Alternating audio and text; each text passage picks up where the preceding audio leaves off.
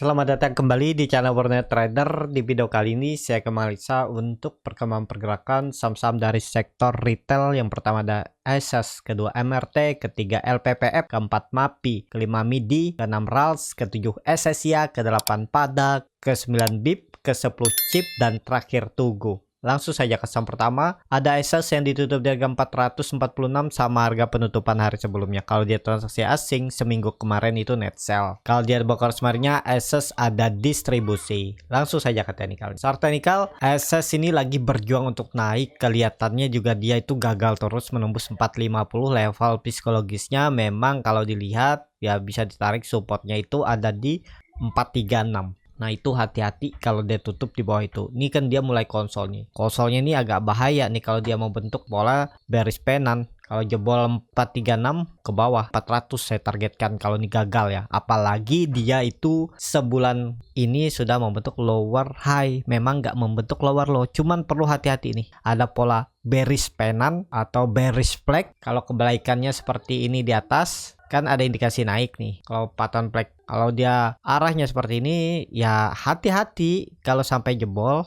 Neckline-nya ini 436 438 turun lebih dalam. Itu aja, ini hati-hati sudah untuk ASUS ya. Semoga aja bertahan lah kuncinya. Harus rebound minggu depan tuh, kalau bisa tembus 450 460 tuh titik amannya lah. Berarti dia emang sudah rejection, nggak ada sinyal lagi untuk dia mencoba turun ya. Setidaknya seperti itu. Kalau dia 2 hari ke depan, Senin Selasa tembus 460. MACD-nya mengarah ke bawah membentuk dead cross, padahal dia sudah mematahkan downtrend. Ini dia lagi retest ya, tadi kuncinya jangan turun dari 436. Kalau dilihat dari time frame weekly-nya, dia itu ada rejection, bisa dibilang ini candle hammer atau doji. Memang bodinya cukup lebar ya. Ya konfirmasinya minggu depan harus hijau, minimal tutup 2 hari perdagangan minggu depan tuh dia ya kalau bisa 460 atau 450 lah minimalnya. Jadi seperti itu untuk ASUS. Langsung saja ke saham selanjutnya. Ada MRT yang ditutup di harga 2750, menguat 0,36%. Kalau dia transaksi asing net buy. Kalau di broker semarnya MRT ada akumulasi. Langsung saja ke teknikalnya. Untuk MRT masih sama, target saya turunnya itu bisa ke 2500. Kelihatan nih kan dia gagal menembus 2800-nya. Minggu kemarin dia itu mencoba sudah nih, tapi gagal. Dan itu ada pola juga bearish flag atau bearish penan. Hati-hati. Kalau minggu depan dia sampai jebol 2750, 2500 arahnya. Apalagi dia sudah membentuk pola cup and handle nih ya. Gambar ulang biar lebih rapi. Resistennya 2800. Nah ini, dan kelihatan dia itu juga membentuk pola cup and handle terbalik ini. Dan indikator lainnya yang memberikan sinyal kurang oke, EMA 20 nya sudah cross ke bawah EMA 60, itu sinyal kurang bagus.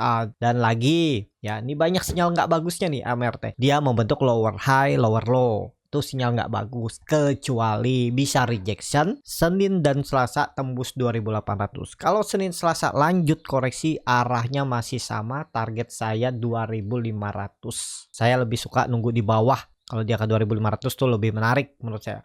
Memang mungkin bisa mantul di area ini. Ini kan kelihatan dia juga konsolidasi area ini. Tergantung bagaimana strateginya lah. Tapi lebih konfirmasi kalau MRT itu 2 hari ke depan Senin Selasa tembus 2800. Kalau enggak ya sangat berpeluang ke bawah 2500 arahnya. Karena dia ini lagi uptrend, tapi sudah mulai indikasi lemah. Kenapa lemah? Karena dia sudah gagal melanjutkan kenaikannya menembus 3000 dan dia membentuk lower low, lower high seperti itu. Untuk MRT langsung saja ke saham selanjutnya. Ada LPPF yang ditutup di harga 4170, menguat 1,45%. Kalau dia transaksi asing net buy.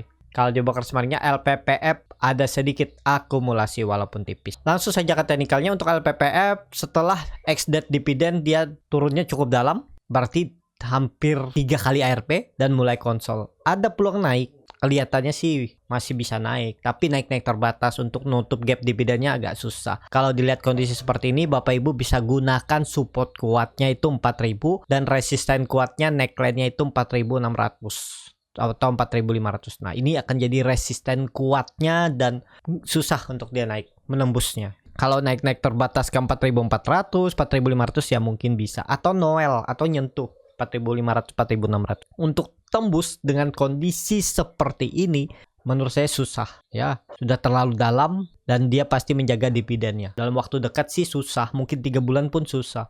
Jadi mungkin kalaupun nggak lanjut turun lebih dalam, ya dia konsolidasi area 4000 sampai 4400 4500 ini.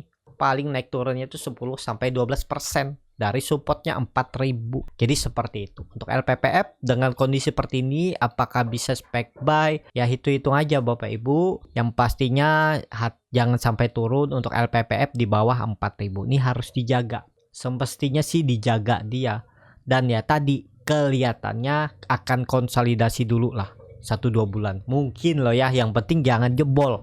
Untuk naik dalam 1-2 bulan susah untuk menembus neckline-nya ini, double top-nya ini susah nih ditembus 4600. Itu untuk LPPF. Langsung saja ke saham selanjutnya. Ada MAPI yang ditutup di harga 1430 menguat 2,87%. Kalau di transaksi asing net buy. Kalau di broker semarinya MAPI ada akumulasi lagi. Langsung saja ke teknikalnya. Secara teknikal MAPI perkiraan saya juga bertahan. Kalau nggak bertahan dia akan lanjut downtrend dan benar dia mantul dari 1300-nya, mungkin nggak dia nembusnya. Kondisi seperti ini susah. Tapi ya apapun bisa terjadi. Apa mungkin nih swing low-nya kalau ditarik tren jangka lebih panjang, dia memang kembali ke dalam uptrend channelnya. Cuman sepertinya agak susah nembus 1500. Nih gambar ulang aja ya biar lebih rapi. Kondisi seperti ini kelihatan memang volume meningkat ya. Cuman ya kita lihat lah mampu nggak tembus 1500-nya. Kalau nggak mampu rawan juga nih.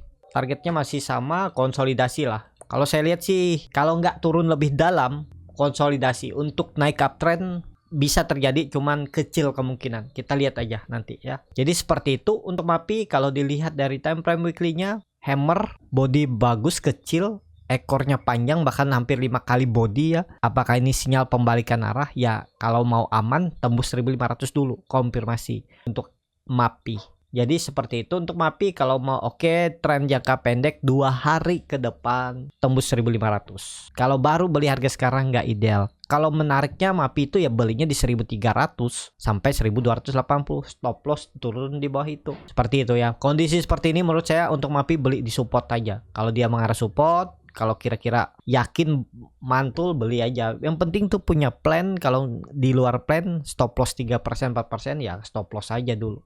Tapi kalau mau disimpan jangka menengah, mau di hot jual sampai profit juga ya boleh. Nggak ada yang salah di pasar saham nih. Seperti itu untuk MAPI. Langsung saja ke saham selanjutnya.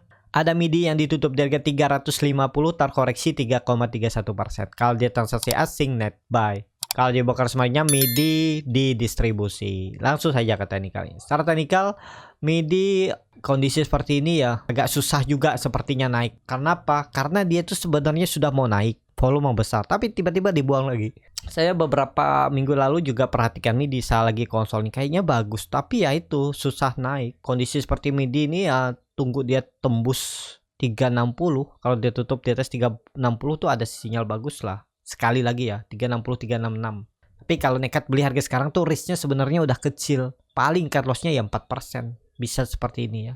Cuman ya dia sepertinya susah naik. Tuh 4,5% aja stop lossnya. Target profit ke 380 388 tuh 10%. Risk reward 1/2 kalau tertarik dengan MIDI. Kalau dilihat dari time frame weekly-nya untuk MIDI, koreksi ini harus dijaga. Memang 350 ini nggak boleh turun karena itu dulunya juga resisten kuat. 340 350 lah ya, dijaga tuh. Jebol itu sih jelek. Dan bisa jadi ini pola cup and handle kalau dilihat dari time frame weekly-nya. Tapi pakainya 440 retest ini. Nah, ini bisa seperti ini gambarannya. Tadi kuncinya tetap berapa? 340. Jangan turun dari itu untuk MIDI. Kita lihat aja ya, semoga ada tarikan, ada inflow untuk MIDI. Jadi seperti itu untuk MIDI. Langsung saja ke saham selanjutnya. Ada RALS yang ditutup di harga 610 terkoreksi cukup dalam 4,68%. Kalau dia transaksi asing net sell. Kalau di broker sebenarnya RALS di distribusi. Langsung saja ke teknikalnya. Secara teknikal untuk RALS ada buangan di 600, ada peluang mantul nggak? Kalau dilihat volume yang sangat besar, cuman memang ada buying power, agak beresiko ya. Takutnya sih pola-polanya ini seperti pola-pola ESA. Kalau dia volume besar buangan, itu bisa ada lanjutan. Memang neckline 600, ada mantul, memang sempat mantul. Cuma lanjut nggaknya, kalau kondisi seperti ini agak berat. Kalau saya tunggu di 550 aja lah. Siapa tahu dikasih lebih bawah. Ya, ini tarik lagi nanti ini seperti ini bisa nih. Jadi nanti bisa jadi pergerakannya seperti ini. Ini kemungkinan juga susah menembus ini 640 terus tiba turun naik tuh. Nah, di sini nih dapat 10%, 15% mantulannya kan lumayan tuh. Nih contohnya mantulannya naik, mantul turun. Ya, ini bisa, ini udah uji kedua ya. Saya biasanya uji kedua tuh saya skip. Tuh 15% kan lumayan tuh. Atau nggak usah jauh-jauh, yang kedua aja 9% udah. Kalau ini mantul sih bagus. Ya bisa dimanfaatin lah kalau yakin, yang penting punya stop loss. Stop loss aja kalau dia tutup di bawah 600 RALS. Kalau dilihat dari time frame weekly-nya untuk RALS, buangannya cukup besar. Itu indikasinya juga hati-hati, bisa pola cup and handle. Dan ya mestinya kalau mau oke tuh bertahan di atas 600 untuk RALS ya. Harus dijaga lah. Ini kan uji kedua. Semoga aja bertahan. Seperti itu untuk RALS. Langsung saja ke saham selanjutnya. Ada SSIA yang ditutup di harga 396 menguat 4,76%. Kalau dia transaksi asing net sell. Kalau dia bukan semuanya SSIA ada sedikit akumulasi. Langsung saja ke teknikalnya. Secara teknikal SSIA yang waktu itu analisa saya dia membentuk pola bullish engulfing reversal ya. Lumayan naiknya, cuman karena waktu itu juga likuiditasnya kecil, saya nggak rekomendasikan di grup, jadi saya juga skip untuk SSIA buat rekomendasi. Dan kondisi seperti ini sudah di area 400, kemungkinan kepontok ya. Ya kita lihat aja Senin Selasa. Tapi kalau baru tanya apakah bisa beli harga atas, itu hitung aja risikonya. Kalau stop lossnya support kuatnya itu 340. Kalau siap boleh. Ini ada jadi swing low. Bisa jadi ini web 2, ini web 1, terus dia koreksi ABC, dan ini web 3. Web 3 minimal bisa 500. Dari gas sekarang 400, 500, 20% masih potensi upside. Kalau mau nge-swing, tapi memang nggak ideal kalau baru beli harga sekarang. Cut loss-nya cukup dalam, bisa di sekitar 328. Target profit 500. Nih, risk reward 1/1,5. Kalau berminat untuk SSIA. Oke nih sebenarnya pergerakannya cuman ini likuiditasnya kecil kalau nggak salah. Makanya saya nggak infokan tuh. Ya, ini baru mulai tebal. Kenapa ya? Biasanya saham kalau memang mau digoreng lalu muncul likuiditasnya. Cuman kalau baru beli harga sekarang itu yang agak beresiko untuk SSIA. Seperti untuk SSIA, langsung saja ke saham selanjutnya. Ada pada yang ditutup menguat 10% ke harga 165. Kalau dia transaksi asing net buy. Kalau dia bongkar semarinya pada ada akumulasi. Langsung saja ke teknikalnya. Secara teknikal pada juga cukup bagus. Setelah 3 hari naik dan dia mulai kembali naik setelah koreksi volume kecil dengan kondisi seperti ini, tetap pakai support kuatnya 150. Masih bisa naik nggak? Kalau dilihat dari broker samarinya ada MG akumulasi. Ditarik seminggu kita lihat siapa yang akumulasinya selama seminggu. MG juga tapi ada yang buang AO dan CP. Jadi kalau ditanya bisa masuk nggak? Bisa dengan cara scalping ODT fast trade. Nah itu Bapak Ibu bisa pelajari di kelas scalping Borneo Trader di tanggal 28 Mei nanti. Jadi Bapak Ibu bisa join dan daftar. Nanti dikasih tahu tuh bagaimana titik entry-nya, bagaimana cara screening sahamnya, bagaimana melihat bid offer, chart time frame lebih kecil, indikasi saham mau naik dan turun. Kalau untuk swing harga sekarang kurang ideal kalau baru masuk. Tapi kalau siap cut loss dalam, mau nge-swing ya seperti ini, siap cut loss di sekitaran 142, 144. Targetnya kemana? Level psikologis 200. Ada peluang ke sana menurut saya untuk pada. Baru gorengan pertama nih masih bisa nanjak untuk pada. Tapi ya itu harga belinya yang cukup tinggi ya, jauh dari support. Jadi seperti itu untuk pada. Kalau dilihat dari time frame weekly-nya, ini baru tarikan pertama. Seharusnya masih bisa lanjut karena volume meningkat signifikan. Jadi seperti itu untuk pada. Langsung saja ke saham selanjutnya. Ada BIP yang naik arah, tapi arahnya cuma 10% karena dia ada tanda khusus. Kalau di Hotmart ini notifikasi khusus. Jadi kenaikannya tuh cuma bisa maksimal 10% dan turunnya 7%. Kalau dia transaksi asing nggak ada jual beli. Kalau dia bongkar semarinya BIP ada akumulasi. Langsung saja ke teknikalnya. Secara teknikal BIP juga cukup bagus. Kalau kondisi seperti ini ada peluang uji 90-nya besok Senin ya. Targetnya langsung level psikologis 100. Jangan tanggung-tanggung lagi. Targetkan aja 900. Support kuatnya mana? 80, 78. Nah, silakan hitung-hitung sendiri support range di mana harus stop loss, di mana harus entry. Harusnya di bawah EMA 20-nya nih stop loss aja. Gagal untuk BIP ya. Harusnya BIP langsung lanjut ke atas. Targetnya 102 hari ke depan. Tapi ini kembali lagi disclaimer on. Seperti itu untuk BIP. Langsung saja ke saham selanjutnya. Ada chip yang juga ditutup arah karena ini dia papan akselerasi naiknya cuma 10% dan kebetulan ada notifikasi khusus juga. Kalau tertarik saham seperti ini ya silahkan aja. Kalau saya nggak tertarik, tapi karena ada yang mau dianalisa, saya coba analisa. Untuk chip, kalau dilihat transaksi asing, net sell. Kalau di bakar semuanya chip, ada akumulasi. Langsung saja kata nikelnya untuk saham chip ini baru IPO juga ya, 23 Februari dan terus naik. Kalau saya sih nggak menarik ya. Ngapain saya berharap dengan likuiditas kecil membeli saham yang ini, tiba-tiba ARB berhari-hari, ya bisa terjadi. Hati-hati nih udah. Jadi kalau Bapak Ibu yang tertarik ya boleh-boleh aja. Nggak ada yang melarang mau beli saham seperti ini ya bisa beli, nggak bisa. Seperti itu ya. Untuk chip, kalau saya sih saya skip aja lah.